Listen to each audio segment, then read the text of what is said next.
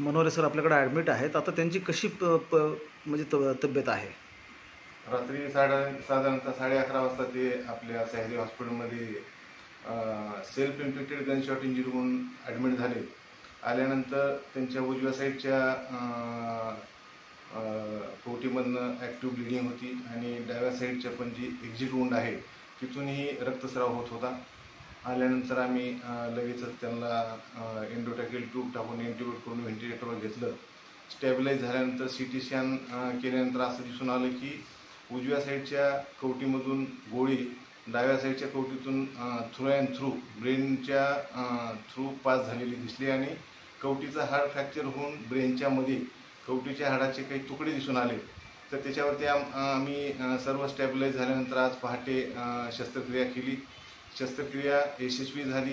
पूर्ण हाडाचे तुकडे आपण काढले. त्यांच्या ब्रेनच्यावरचं जे आवरण असतं ते टिअर झालं होतं, ते रिपेअर केलं आणि डिकॉम्प्रेशन क्रायोटॉमी करून व्हेंटिलेटरवरती अतिदक्षता विभागामध्ये आम्ही पेशंट शिफ्ट केले.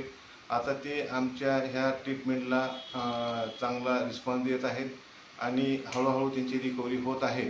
तर तरीसुद्धा आम्ही 24 तास 48 तास त्यांच्यावर एकदम क्लोज ऑब्झर्वेशनमध्ये आम्ही त्यांना ICUमध्ये वॉच करत आहोत. नवीन काही लक्षणं आले त्यानुसार आम्ही त्याच्यावर उपचार करून त्यांचा प्रतिसाद बघणार आहोत.